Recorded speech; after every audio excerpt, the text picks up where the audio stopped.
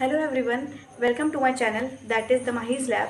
सो previous video में हमने discuss किया था टाइप्स ऑफ सेल्स। पहले देखा था हम लोगों ने there are two types of cells, prokaryotic and eukaryotic.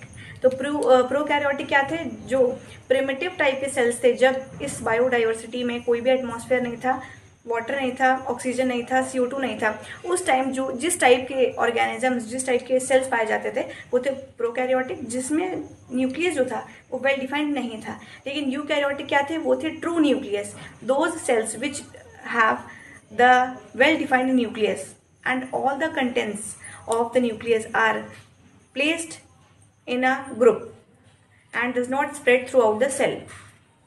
तो आज हम डिस्कस करेंगे कुछ इंपॉर्टेंट टर्म्स जो हमारे एनसीईआरटी में है कि who was the scientist which the first living cell. तो फर्स्ट लिविंग सेल पहली बार डिस्कवर किया था एंटोन वॉन ल्यूवेनहुक ने। उन्होंने क्या किया था? पहली बार एक कोई भी लिविंग सेल को डिस्कवर किया था, पहली बार उन्होंने लिविंग सेल देखा था माइक्रोस्कोप में। है कि फर्स्ट सेल, यहाँ पे हम लिविंग की बात नहीं करेंगे, यहाँ पे हम बस एक नॉर्मल सेल की बात करेंगे।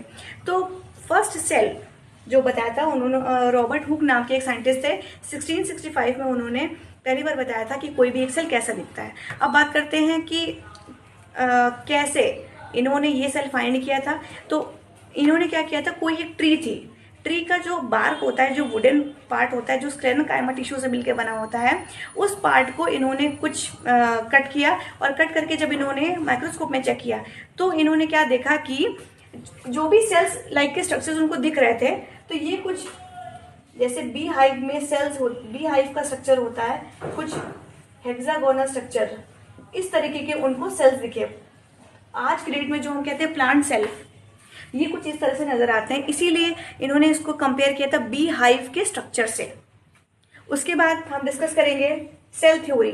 Cell theory was given by two scientist, two biologist, Schwann and Schleiden. इन्होंने क्या कहा था कि cell is the structural and fundamental unit of life. मतलब लाइफ की जो भी यूनिट है वो क्या है? सबसे छोटी इकाई क्या है? सेल। हमारी पूरी बॉडी सेल से मिलकर बनी होती है। दूसरी बात इन्होंने कही थी, जैसे हम बात करते हैं टर्म ग्रोथ की, जैसे कोई भी छोटा स्टूडेंट है, PG या फर्स्ट क्लास में है, लेकिन जैसे जैसे वो बड़ा होता है वैसे वैसे उसकी ग्रोथ होती है। अब यहाँ पे ग्रोथ का क्या मतलब हम लोग समझते हैं, नॉर्मल लैंग्वेज में तो हम लोग क्या देते हैं कि ग्रोथ है, लेकिन ग्रोथ का मतलब होता है क्या? नंबर ऑफ सेल्स इंक्रीज होना हमारी बॉडी में। फॉर एग्जाम्पल, जब हम छोटे रहे होंगे तो हमारी हाइट कम है, तो हम मान के चल रहे हैं फॉर एग्जाम्पल कि हमारी बॉडी में 20 सेल्स हैं, लेकिन धीरे धीरे जब वो सेल्स खुद को डिवाइड करती है, मतलब एक सेल से 2 सेल, 2 से 4, 4 से 8, जब खुद को डिवाइड करके वो और 2-4 सेल्स बनाती हैं, तो उस सेल डिवीजन को हम बायोलॉजिकल लैंग्वेज में कहते हैं सेल डिवीजन।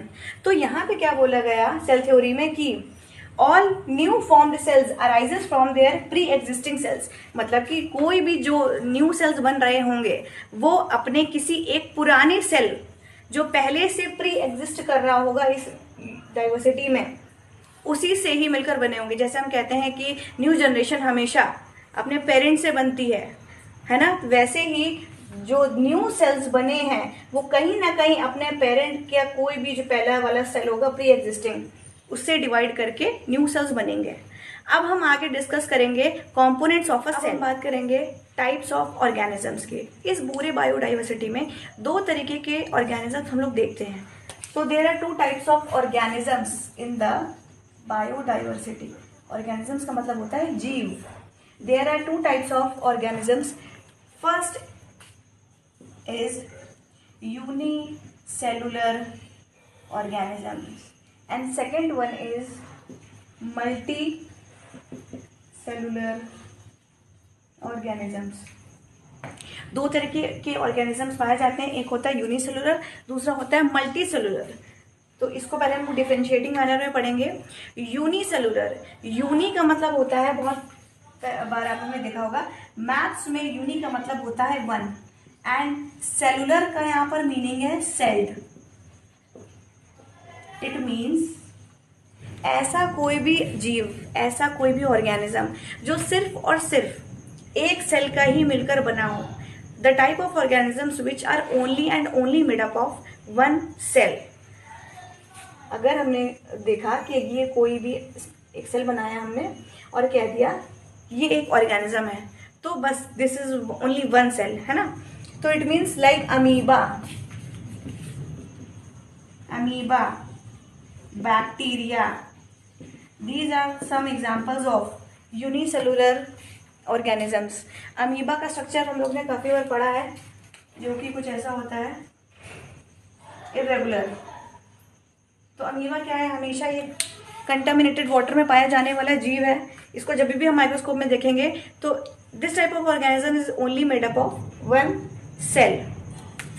एंड वैसे तो फंगस जो होती है, फंजाई, वो होती है मल्टी सेलुलर, मतलब the type of organisms which are made up of many types of sales.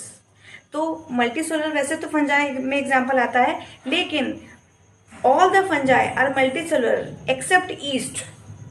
East सिर्फ और सिर्फ एक ऐसी फंगस है जो कि यूनिसेलुलर होती है। अब बात करते हैं मल्टी सेलुलर की। तो मल्टी सेलुलर का यहाँ पे मीनिंग है क्या, multi is equal to many, और सेलुलर का मतलब है सेल, वही same. It means the type of organisms which are made up of many types of cells. अब कई सारे सेल्स का ग्रुप बनाकर अगर कहीं बॉडी में है, मतलब वो बॉडी क्या कहलाएगी, मल्टी सेलुलर। जैसे कि प्लांट्स, एनिमल्स, फंजाई एक्सेट्रा, बहुत सारे ऐसे ऑर्गेनिजम्स होते हैं जो मल्टी सेलुलर होते हैं।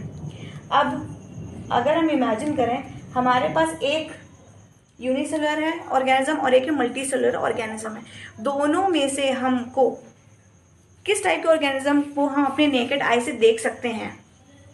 तो हम ये कह सकते हैं कि जो यूनिसेलुलर ऑर्गेनिजम्स होते हैं ये बहुत माइक्रोस्कोपिक इन नेचर होते हैं, बहुत ही छोटे, हम इसको अपनी नॉर्मल आई से नहीं देख सकते। तो we can see them only and only with the help of an instrument known as microscope. They are very microscopic in nature. Multicellular की बात करते हैं तो मल्टी मीन्स मैनी, बहुत सारे सेल्स आपस में ग्रुप बना के रह रहे हैं, टिश्यू बना रहे हैं, टिश्यू से ऑर्गन बना रहे हैं, ऑर्गन से ऑर्गन सिस्टम बना रहे हैं, ऑर्गन सिस्टम से एक होल बॉडी बना रहे हैं। तो we can see them with our by our naked eyes.